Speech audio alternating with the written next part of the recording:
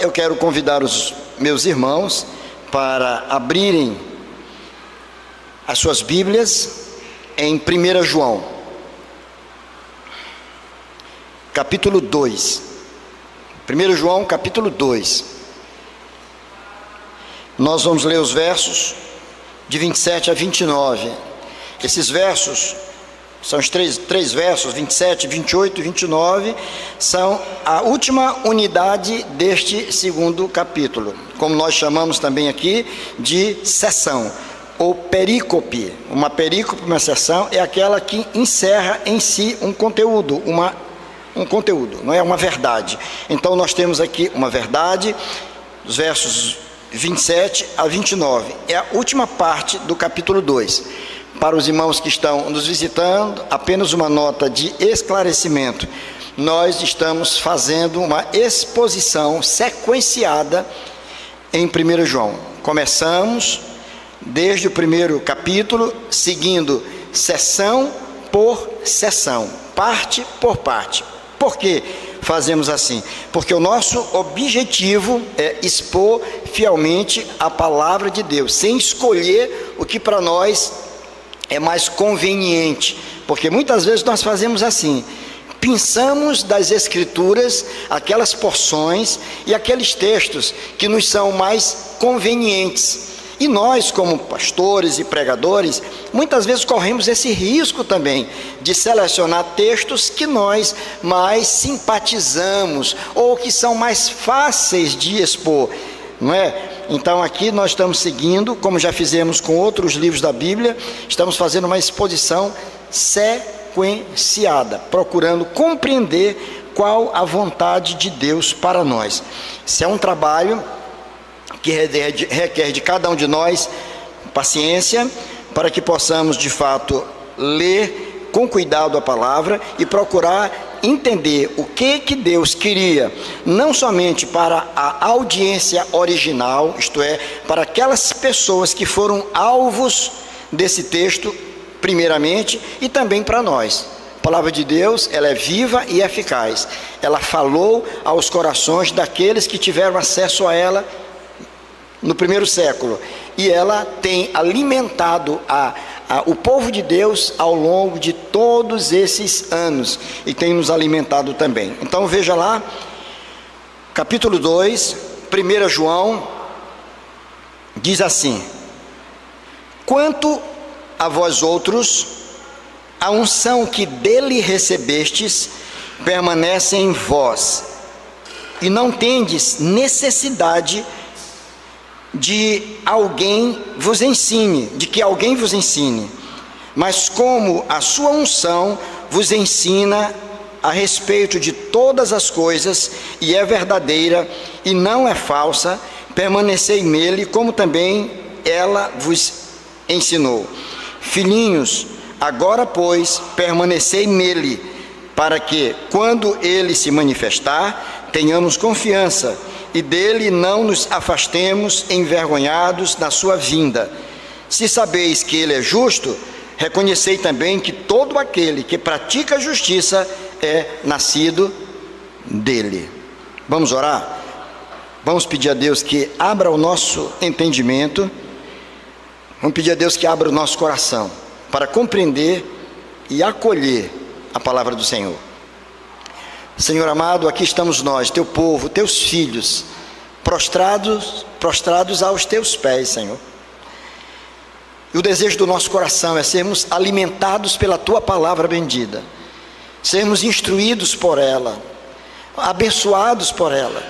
Pedimos a ti, ó Deus, que em nome de Jesus, abras o nosso entendimento, a nossa mente, abras também o nosso coração, para que possamos não somente compreender a palavra, entender a palavra, mas que possamos acolhê-la, agasalhá-la nos nossos corações, porque em assim fazendo, o Senhor estará fortalecendo a nossa fé, moldando o nosso caráter e nos ajudando, Senhor, nas decisões e na maneira que precisamos tomar na vida, a maneira com que devemos viver a cada dia.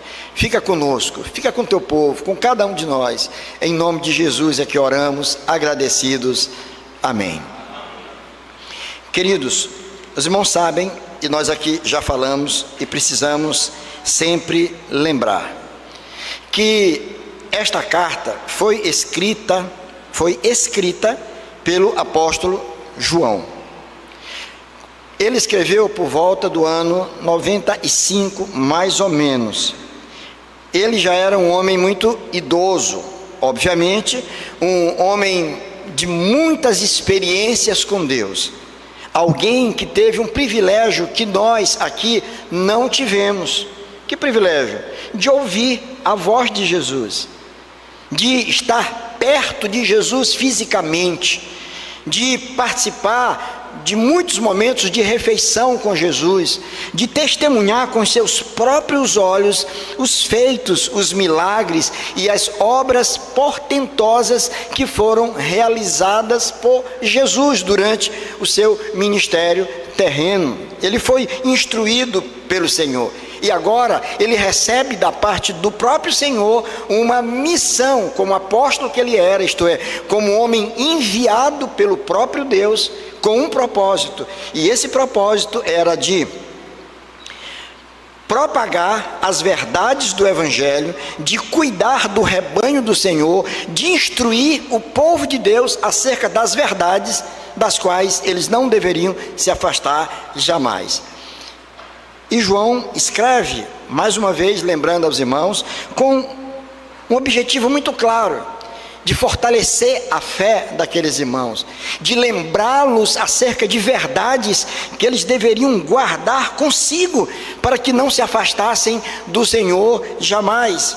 Eles estavam correndo sérios perigos, influências maléficas, danosas, malignas, estavam se proliferando naqueles dias. Dentro da própria igreja tinham surgido pessoas com doutrinas, com ensinamentos espúrios. A presença de falsos mestres, de falsos profetas e até mesmo de anticristos estavam ocorrendo naqueles dias. E João, com o discernimento, com a percepção que tinha, ele estava agora chamando a atenção dos seus irmãos, dizendo: olha, muito cuidado, estejam atentos. Não se impressionem com os cultos públicos, não se impressionem com os ajuntamentos, não se impressionem com a beleza e a estética do culto que prestamos a Deus. Fiquem ligados, porque há uma conspiração do inferno para fazer com que vocês desanimem, para fazer com que vocês tropecem, para fazer com que vocês caiam. E muito cuidado, porque há no nosso meio, no meio daqueles que professam a fé em Cristo, pessoas que estão semeando inverdades. É aquele tipo de ensino que tem a cara de bíblico, porque cita a Bíblia, tem a cara de verdade, porque parece com a verdade, mas não é. Está trabalhando simplesmente para que o povo de Deus possa se afastar do Senhor. No verso 13, ele diz assim, do capítulo 5: estas coisas vos escrevi a fim de saberdes que tendes a vida eterna a vós outros que credes em o nome do Filho de Deus. Olha só, olha o que João começa dizendo. Ele lembra: estou escrevendo estas coisas para que vocês tenham consciência, que vocês saibam quem vocês são. É uma questão, irmãos, de identidade. De identidade. Quem, na verdade, nós somos. Nós somos apenas mais um ser no mundo. Como pensadores, filósofos já disseram, somos apenas um ser no mundo. Assim diz Heidegger. Quem é você? Quem nós somos? João escreve exatamente para nos lembrar isso. Lembrem quem vocês são. É justamente em sabendo quem vocês são que vocês não somente permanecerão, mas que vocês poderão também prevalecer diante das investidas do maligno. Não podemos ignorar que corremos perigo. Não pense você e nem eu que pelo fato de já estarmos na igreja há várias décadas, por ter lido a Bíblia toda várias vezes, por ter feito algum curso bíblico, teológico, por ter ou desenvolver algum ministério importante na igreja há muitos anos, que você está blindado ao equívoco, que você está blindado aos problemas, à queda? De forma nenhuma. Todos nós estamos sujeitos a tudo isso, e por isso nós temos que estar muito atentos, e para isso nós precisamos saber quem nós somos, qual é a minha identidade, quem eu sou, o que aconteceu na minha vida. Esse é o propósito, claramente, aqui do apóstolo João, ao escrever aos seus irmãos. Agora, eu quero chamar a atenção de vocês, meus irmãos. Olhe na sua Bíblia, mantenha a sua Bíblia aberta. Você que está nos acompanhando de casa, está com a sua Bíblia, mantenha a sua Bíblia aberta aí nas suas mãos. Olha como ele começa o verso 27. Ele começa dizendo assim: quanto a vós outros. Quanto a vós outros. Esta é uma expressão que vem caracterizar uma distinção entre dois tipos de pessoas. É uma expressão que estabelece uma distinção entre dois tipos de pessoas. Aí nós precisamos levar em consideração o que ele já dissera anteriormente, ou a quem ele estava se referindo na sessão anterior. Há um vínculo em tudo aquilo que está sendo dito. Então vejam que na sessão anterior ele fala sobre os anticristos. Isto é, ele se refere a todos aqueles que se opõem, que zombam, ou mesmo que, preste atenção, distorcem as verdades do Evangelho. Ele está se referindo a estas pessoas como anticristos, ou pessoas que fazem oposição a Cristo e às verdades que Cristo ensinou. Ele fala acerca do caráter destas pessoas, ele fala acerca do perigo da presença destas pessoas no meio do povo, da influência deles no meio do povo de Deus. Agora, quando ele vai para o verso 27, começando uma nova sessão, ele vai estabelecer uma distinção entre aqueles que fazem oposição a Cristo, com aqueles que pertencem a Cristo, com aqueles que fazem parte da família de Deus, daqueles que foram alcançados pela graça de Deus. Meus irmãos, isso precisa estar muito claro na nossa mente, porque o Senhor, ele estabelece exatamente essa distinção ao contemplar a humanidade. A diferença que o Senhor percebe não está na classe social, entre ricos e pobres, não está na cor da nossa pele, entre brancos e negros, não está na nossa diplomação, na nossa capacidade intelectual, na nossa formação intelectual, se são cultos ou incultos, se tiver a oportunidade de fazer um curso superior ou não. Essa distinção aos olhos do Senhor não tem nenhuma importância. A distinção que o Senhor faz é entre aqueles que lhe pertencem e aqueles que não pertencem, entre aqueles que pertencem a Ele e aqueles que não pertencem. Essa é a distinção que o Senhor leva em consideração. O mundo é diferente. As distinções que o mundo estabelece, elas agridem a nossa humanidade, porque não tem nada a ver com aquilo que Deus quer. Mas o Senhor, olha, por isso que João está dizendo isso aqui, olha, quanto a vós outros. Quem são esses vós outros, irmãos? A quem ele está se referindo? Exatamente as pessoas a quem ele estava escrevendo. E quem são estas pessoas a quem ele está escrevendo, a quem ele está se dirigindo? Ele está se dirigindo, ele está escrevendo a exatamente aqueles que pertencem a Deus. Ele está escrevendo a igreja do Senhor, aqueles que foram comprados e lavados no sangue do Cordeiro. Está claro isso?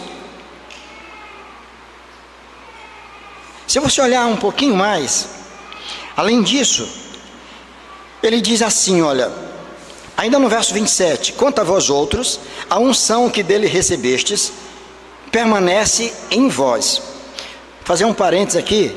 esta expressão, a unção que recebestes, ele se refere ao Espírito Santo, que é o que unge uma pessoa. O que faz com que você seja quem você é a presença do Espírito Santo de Deus na sua vida. No momento da nossa conversão, nós somos batizados no Espírito Santo. O batismo no Espírito Santo se dá exatamente no momento da conversão. Uma coisa é o batismo com o Espírito e outra coisa é a plenitude do Espírito. Nem toda pessoa batizada no Espírito vive na plenitude do Espírito. Mas esse batismo significa a presença, a entrada do Espírito de Deus na vida de alguém. Essa é a unção que nós recebemos. Nós somos ungidos, lavados e recebemos o Espírito do Senhor. Então ele diz: a unção que dele recebestes permanece em vós, e não tendes necessidade de que alguém vos ensine. Presta atenção nisso. Irmão, preste atenção nisso.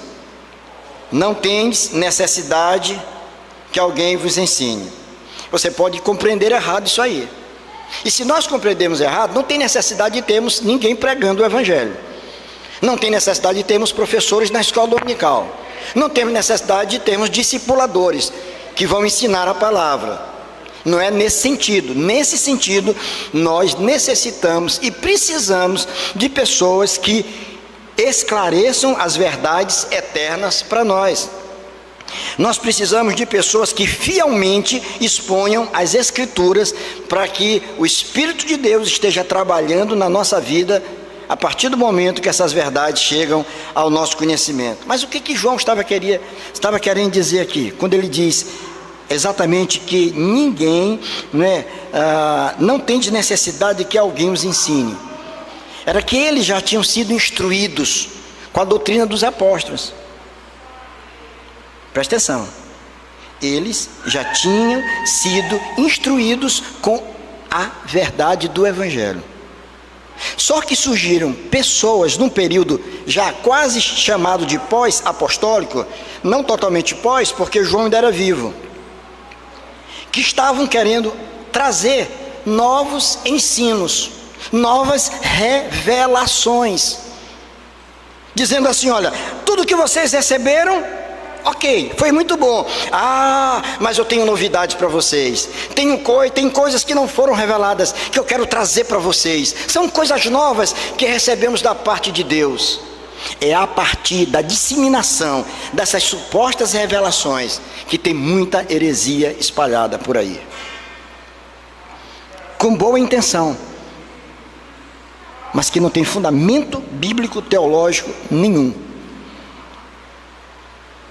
João estava chamando a atenção do povo para que eles se prendessem àquilo que lhes foi ensinado, porque havia um grupo de pessoas já distorcendo aquilo que tinha sido ensinado. E uma das distorções era: Jesus Cristo não era Deus. Ele recebeu a presença de Deus no momento do batismo, mas quando ele estava na cruz, ele foi abandonado. Ele foi abandonado. Quem morreu lá na cruz foi um homem, simplesmente. Para muitos desses falsos mestres, Jesus Cristo não era 100% homem, 100% Deus. Afinal, vamos combinar aqui, meus irmãos, vamos ser honestos. É difícil entender algumas verdades, porque a verdade de Deus, ela é supra-racional, ela está para além da nossa razão. Como é que a gente pode, como é que encaixa na nossa mente cartesiana de René Descartes, como é que cabe na nossa mente alguém que é 100% Deus e 100% homem? Não fecha isso. Ou é uma coisa ou é outra. Como é que cabe na nossa mente que o Senhor, que Moisés, pela graça e poder de Deus, abriu o mar vermelho, o mar abriu e o povo passou a pé enxuto? Como é que pode isso? Não cabe na nossa mente, não dá para entrar. E se você tentar sentar para discutir com alguém que julga saber muita coisa porque galgou muitos diplomas na vida e tem muitos anéis de formatura no dedo, Ele pode ter tudo isso, mas ele não ainda conhece a verdade eterna. Ele não conhece o Deus da palavra. E muita gente assim estava tentando dizer: olha, não é por aí. Ensinaram para vocês assim, mas não é bem assim, não é bem assim. Deixa eu explicar aqui como é que é. A história é essa aqui, ó. E muita gente estava caindo nessa história. Como nos nossos dias, irmãos, muita gente está tropeçando. O liberalismo, aquele vídeo, irmã Nemécia, perfeito. Eu já tinha visto e gostei demais. Muito bom, não é? O liberalismo tem invadido a vida de muitas igrejas. E muitas daquelas coisas que nós julgávamos erradas, hoje é certo. A conduta do povo de Deus já não se distingue muitas vezes da conduta daqueles homens que estão lá fora que não têm Deus. Vivem, falam do mesmo jeito, se comportam do mesmo jeito. A frieza espiritual tem invadido muitas igrejas, fez isso na Europa, irmãos. Não precisa necessariamente ir lá para saber. Se for melhor ainda, faça uma pesquisa, leia. E você vai ver que muitas igrejas que no passado foram locais de ajuntamento de muita gente, púlpitos onde a palavra do Senhor era pregada e vidas eram transformadas, hoje não passam de museus, de lojas, de tantas coisas, de locais para visita. Nada além disso. Nada além disso. A frieza foi chegando, foi tomando conta das pessoas, foi afastando as pessoas de Deus. As gerações mais antigas, os homens e mulheres já de cabelos branquinhos, foram sendo chamados, levados para a glória, e a geração que veio depois não conseguiu dar prosseguimento àquele mesmo fervor. E presta atenção, irmãos, é o perigo que nós estamos correndo hoje. É o perigo. Aquela geração que se levantava cedo, a gente comentava no carro, que se levantava cedo para ir para a igreja a pé, sem nenhuma novidade, apenas muitas vezes o missionário americano com uma linguagem que nem se entendia direito, mas o povo estava ávido de querer ouvir, de participar daquele culto. Ia. Hoje a dificuldade que a gente tem para sair de casa, nós vamos esfriando, nos acomodando. Isso é um perigo muito grande. A frieza espiritual vai tomando conta. João estava chamando a atenção: cuidado, muito cuidado, que ninguém venha ensinar vocês coisas que se chocam com aquilo que já foi ensinado, trazendo para vocês matéria nova. Que matéria nova é essa? Que coisa tão nova é essa que já não fora dito aqui?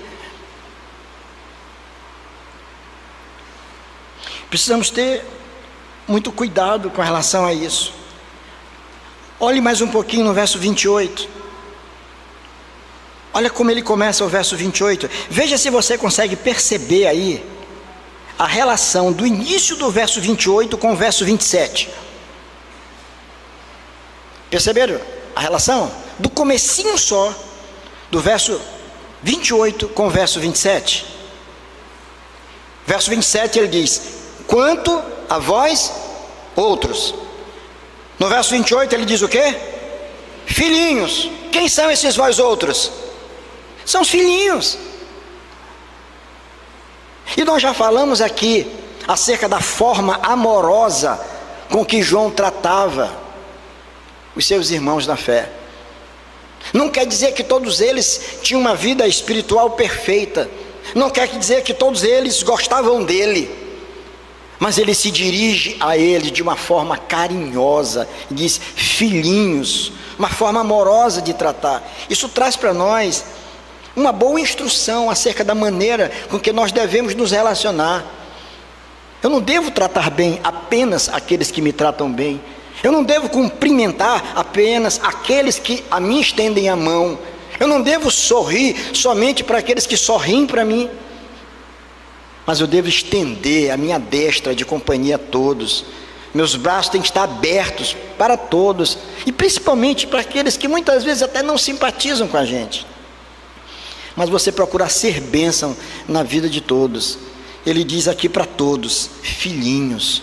Ele está se referindo de forma ampla, geral, a todas as pessoas. E na igreja, esse tipo de comportamento, de sentimento, de atitude, deve se fazer presente. Sabe por quê? Porque todos nós fomos lavados e comprados pelo mesmo valor. Foi no sangue do Cordeiro. No Cordeiro. Quando isso acontecer, nós vamos ter muito menos queixas uns dos outros. Nós vamos nos contrariar muito menos, porque nós vamos passar a amar como Jesus amou e a tratar as pessoas como João tem demonstrado aqui. Depois você chegar em casa, tarefa de casa, leia essa epístola, é pequenininha. Vejam quantas vezes ele chama o povo de filhinhos. Ele está se referindo a eles.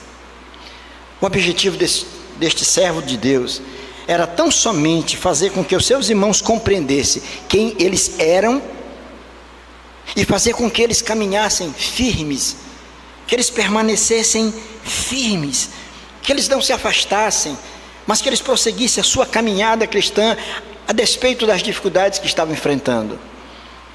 A firmeza da nossa caminhada cristã, ela está atrelada à atenção que damos às verdades reveladas nas Escrituras. Preste atenção e vou repetir isso. A firmeza da nossa, da minha e da sua caminhada cristã está ligada, atrelada à atenção que nós damos às verdades reveladas nas Escrituras. Desprezar as Escrituras, não considerar as verdades encontradas aqui, ou reveladas aqui, é simplesmente investir no fracasso. Então, olhando para esse texto, nós vamos ver algumas coisas aqui que são importantes. Que verdades são essas que estão sendo colocadas aqui? Quais são as mensagens que nós encontramos nessa porção? E eu confesso a vocês, irmãos, eu estava com muita dificuldade ao ler esse texto, porque se você observar, aparentemente você olha, você diz assim, não, João ele escreveu coisas profundas, mas ele não é didático. Ele não apresenta temas de forma didática, ele volta a falar sobre o que ele havia falado antes. E às vezes isso torna o texto meio complicado para algumas pessoas. Você termina de ler e pergunta, peraí, mas ele está falando do que mesmo aqui? O que ele está querendo dizer? Aí você precisa ter paciência para meditar, para ler, para buscar de Deus exatamente aquilo que o Senhor quer trazer para nós. E eu fiquei muito feliz quando eu pude chegar, depois de olhar para esse texto e ver aqui algumas verdades que para nós são importantes, que estão reveladas aqui. A primeira delas, aqui nós encontramos uma confortante afirmação. Aqui nós encontramos uma importante afirmação, isto é, uma afirmação que traz conforto para as nossas vidas. Isso está no verso de número 27.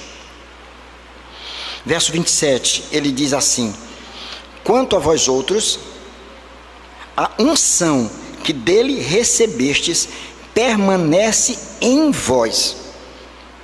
Aí eu li várias vezes isso.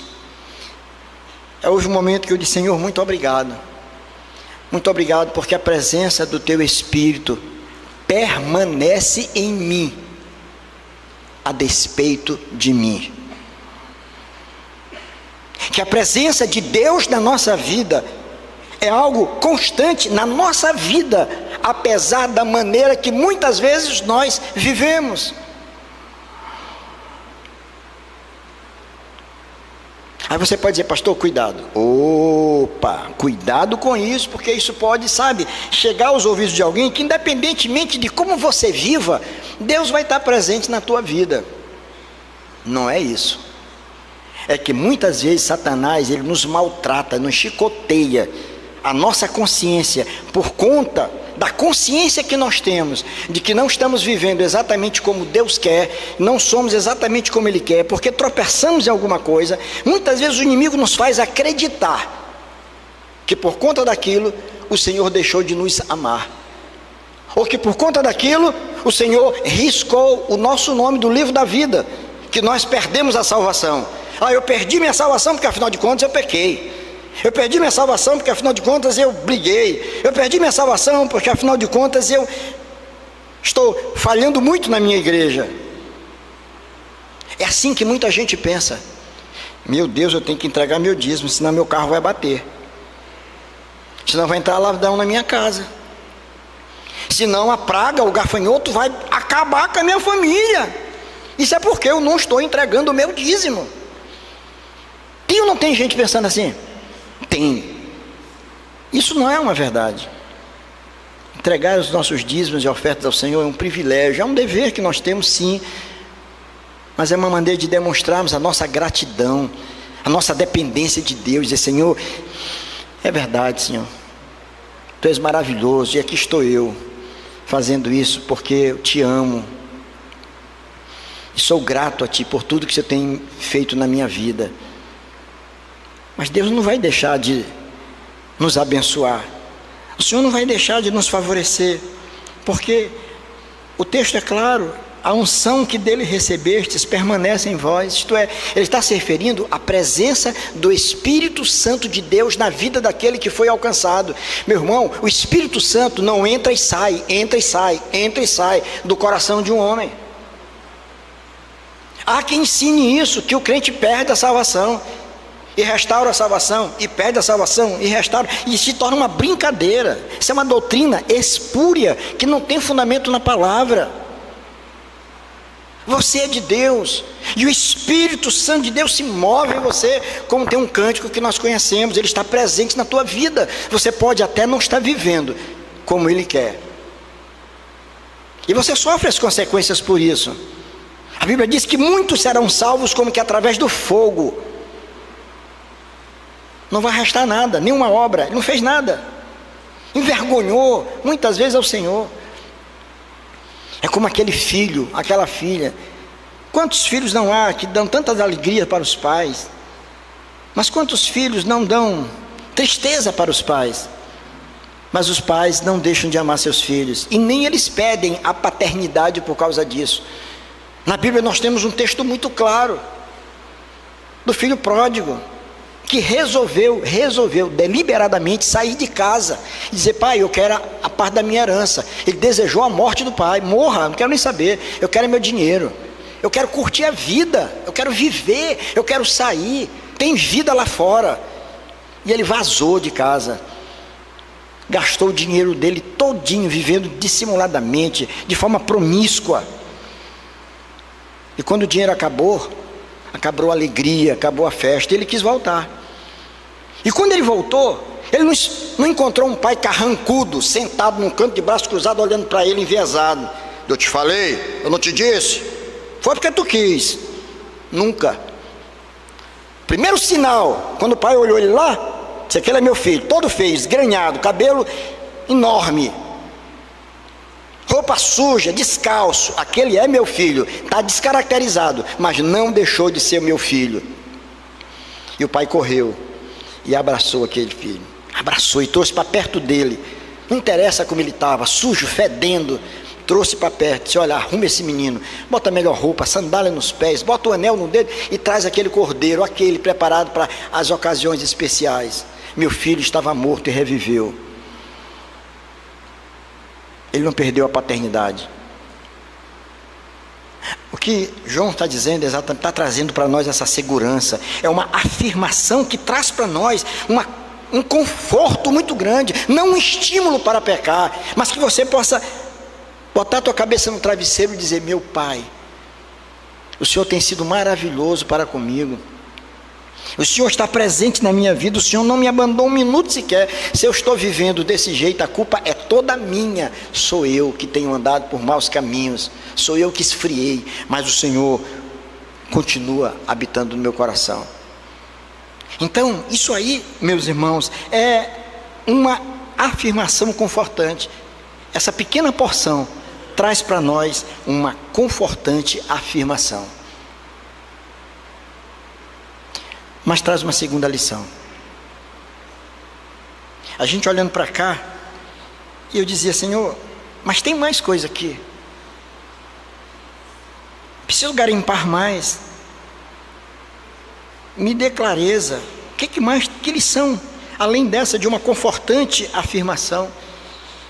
E bem no verso 27 e 28, nós vamos encontrar uma outra verdade grandiosa. Há aí uma contundente exortação. A primeira lição é uma confortante afirmação. A segunda, uma contundente exortação. Olha que diz, vou ler o verso 27 e 28 juntos. Quanto a vós outros, a unção que dele recebestes permanece em vós, e não tendes necessidade de que alguém vos ensine, mas como a sua unção vos ensina a respeito de todas as coisas, e é verdadeira, e não é falsa. Aí vem a exortação agora. O que diz? Permanecei nele, como também ela vos ensinou. Verso 28. Filhinhos, agora pois, mais uma vez o mesmo verbo usado aí, ó. Permanecei nele, para que quando ele se manifestar, tenhamos confiança e dele não nos afastemos envergonhados na sua vinda. Qual é o verbo forte que está presente aí? Permanecei, não é isso? Permanecei. Aí há uma contundente exortação para nós. Significa isso, irmãos, que não importa tanto quanto você começa, como você começa algo, mas é quando você continua, né? Muita gente se converte e é uma bênção na igreja. É o primeiro a chegar, o último a sair, não falta em nada, quer saber de tudo, lê a Bíblia, ora. Uma pessoa que demonstra amar tanto a Deus.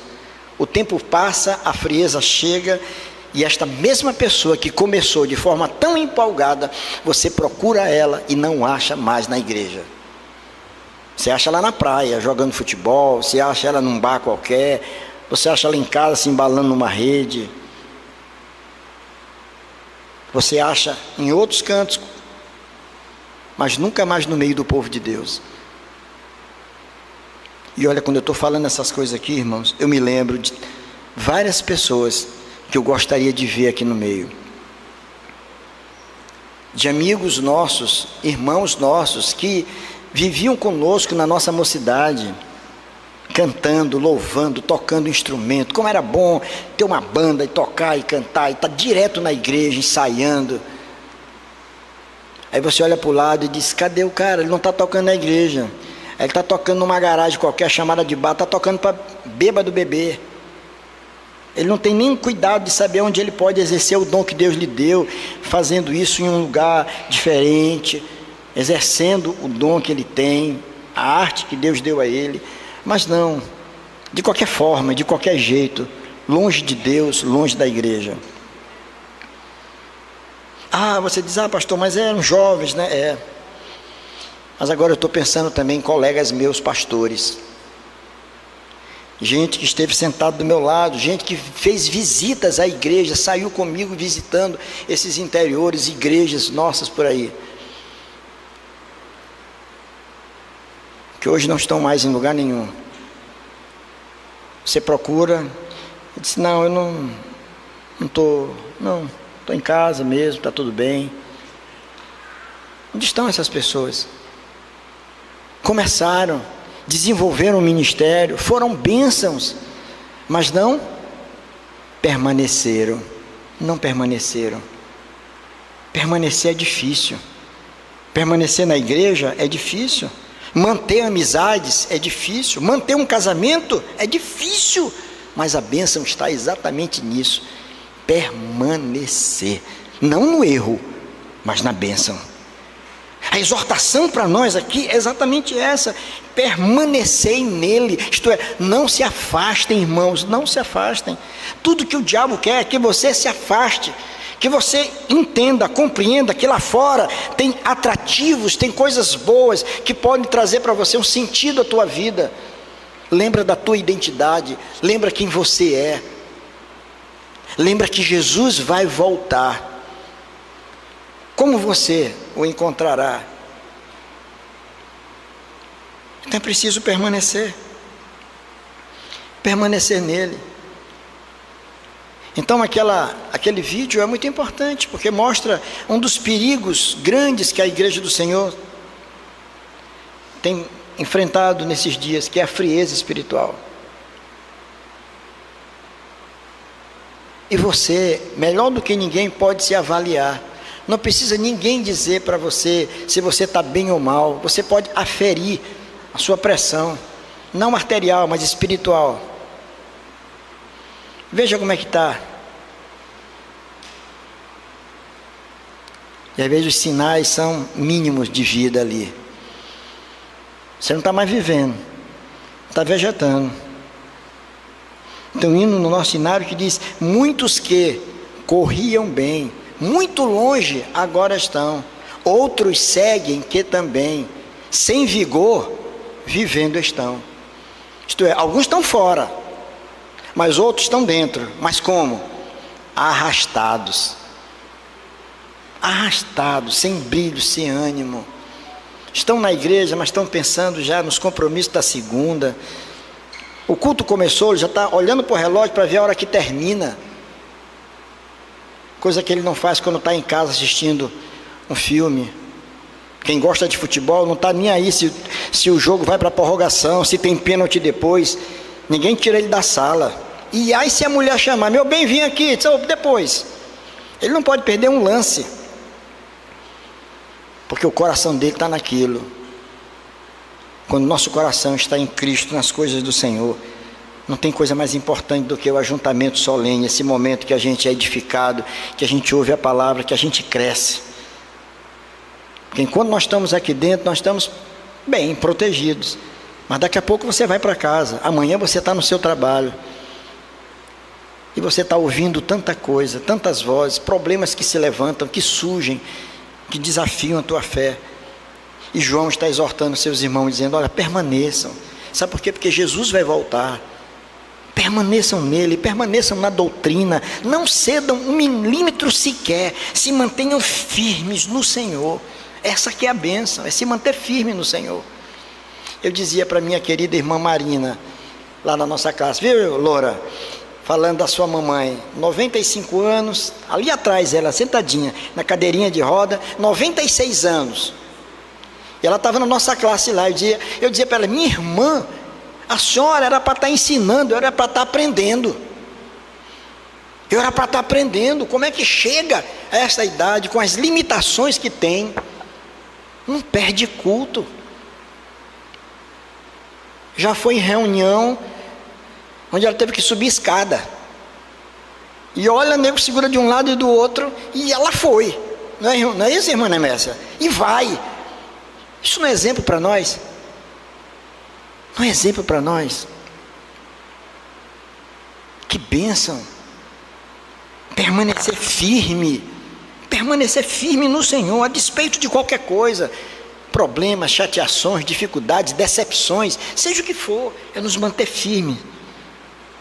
Porque aquele que habita em nós, que é o Espírito de Deus, é esse que nos sustenta e nos alimenta pela palavra. Então nós vimos aí duas verdades que nós aprendemos. Duas coisas grandiosas foram reveladas. A primeira, uma confortante afirmação. Depois, uma contundente exortação. Mas tem mais uma. Eu gosto desse pezinho aí de 3. Digo, será que tem mais coisa aqui? Tem um verso 29. O que tem um verso 29 para nós? Se sabeis que ele é justo, reconhecei também que todo aquele que pratica a justiça é nascido dele. Qual é a verdade que a gente vê aí? É que aqui, além de uma confortante afirmação, além de uma contundente exortação, nós encontramos aí uma importante constatação. Uma importante constatação. Qual é a constatação? Que aquele que pratica a justiça é o quê? Em Azevedo, é nascido dele. Aquele que tem o caráter dele, que foi alcançado pela justiça de Cristo, aquele que é alcançado por essa graça maravilhosa, necessariamente tem que reproduzir o caráter justo do seu Senhor. Então, todo cristão deve ter vida reta, vida justa. Isso é uma constatação. É uma incoerência, o cidadão está na igreja no domingo, cantando, adorando ao Senhor, vibrando, chorando, virando os olhos, e na segunda-feira ele está vivendo de qualquer jeito. Seu vocabulário é o mais chulo possível. Ele está fazendo parte de eventos que não tem nada a ver, que não contribuem nada para a vida dele. Os seus negócios são escusos, a mentira facilmente é proferida por ele, porque ele acha que não tem nada a ver. Uma coisa é a vida religiosa, ele no culto, outra coisa é ele nos negócios dele, ele na vida dele, ele faz o que ele acha que deve fazer. Está errado. Há uma constatação: todo aquele que pratica a justiça é nascido deste. Aquele que nasceu da água e do Espírito, aquele que foi alcançado pela graça de Deus, ele vai ter uma vida diferente lá fora. E aí, muitas vezes, meus irmãos, você nem precisa abrir a boca para dizer, eu sou crente. As pessoas perguntam para você, vem cá, você é crente? Talvez vocês mesmos já ouviram isso, com colegas de trabalho, com vizinhos que te olham, e de repente, vem cá, deixa eu fazer uma pergunta. Você é crente? É, eu sou. Por que ele perguntou? Ele viu a maneira de você se comportar. Ele viu a maneira de você reagir. Ele viu a maneira de você ser alguém no meio de outros alguéms. Não é isso, presbítero Emílio? Os testemunhos que Emílio tem lá no Selma, como professor, no meio acadêmico, num universo poluído muitas vezes pelo racionalismo, pela imoralidade, pelo liberalismo, mas tendo alunos que já o procuraram, que já conversaram, que já vieram à igreja. Por que isso? Porque houve o testemunho, porque vê a vida. Não é só o que a gente fala que marca, é o que a gente faz. Não adianta só proferir palavras bonitas se a nossa vida denuncia aquilo. De nada vale. Já houve um tempo, eu não sou desse tempo também não, viu? Eu sou mais recente. Mas diz que teve um tempo aí que o cidadão bastava dizer que ele era crente, ele não precisava de cartão, não precisava de assinar nada. Chegava numa merceariazinha, não tinha essas redes de supermercado, eram aquelas bodeguinhas, né? Chegava lá e o cara tinha uma cadernetinha. Eu sei porque meu avô tinha uma na rua Jansen Miller, num comércio chamado do Newton. Eu criança, eu me lembro, ele dizia assim, vai lá, viu, Azevedo? Vai lá. O Newton puxava aqui, cadernetinha, Fontes Martins. Levou aqui uma lata de óleo, uma lata de sardinha, não sei o que, anotava lá. Não precisava nada não, viu, Rodrigo? Tinha que deixar CPF, avalista, não tinha nada não. Porque ele sabia que o cabo ia chegar lá e ia honrar o compromisso. Mas eu já ouvi, há uns anos atrás, um amigo meu, empresário, viu, Carlos, dizendo para mim assim, pastor, eu quando faço entrevista com funcionários, pessoas que eu vou contratar, eu me apavoro quando eu sei que o cara é crente. Eu disse, mas por quê? Porque os que dão mais trabalho para mim, por incrível que pareça, têm sido crentes. Aqueles que faltam na segunda-feira e dizem, olha, desculpa que eu estava numa vigília de oração. Porque eu estava num trabalho missionário aí, como sabe que o chefe é crente também, então achava que ia perdoar facilmente. E muitas vezes nós somos assim, o nosso testemunho não está à altura daquele que habita em nós. Então, há uma constatação aqui. Que constatação? É que um homem que é habitado pelo Espírito de Deus, ele vive para a glória de Deus. As suas atitudes demonstram quem de fato ele é. Fala da sua identidade, a maneira com que ele reage às dificuldades, a serenidade, como a gente enfrenta problemas. Isso deixa muita gente louca da cabeça. Eu conheço um amigo, ele disse: meu amigo ali está enfrentando dificuldade tão grande, rapaz, mas ele mantém uma serenidade. O que é isso? É o Espírito de Deus habitando no coração, é o Espírito do Senhor conduzindo, é Ele que entende que Deus está no controle de tudo, é a presença de Deus que traz paz ao seu coração, mesmo nas horas mais difíceis. Então, queridos, precisamos dessas coisas aqui, precisamos dessas verdades aqui, precisamos de uma confortante afirmação, precisamos de uma contundente exortação, de uma importante constatação. Para quê? Nós que estamos começando o ano 2026, possamos atravessá-lo, mantendo firme a nossa fé, que possamos honrar o nome do Senhor todos os dias, até dia 31, se o Senhor não nos levar, ou Jesus não voltar, mas que possamos estar de pé, dizendo: dou graças a Deus, comecei a minha vida, meu cultuando a Deus, e Deus tem me conduzido. Não ceda, não permita que a frieza espiritual possa tomar conta do teu coração, e você começar a dar sinais de fraqueza. Reaja a isso aí, reaja firmemente, se mantenha firme, diga para Deus: Senhor, eu não quero de forma nenhuma titubear, eu quero caminhar de cabeça erguida e viver para a glória do teu nome. Que Deus em Cristo Jesus, irmãos, a todos abençoe, que você, meu irmão, minha irmã, sejam grandemente abençoados pelo Senhor. Não ceda ao fascínio do mundo, ao liberalismo, não ceda à frieza espiritual, mas se mantenha firme na presença desse Deus que te ama com amor eterno. Amém.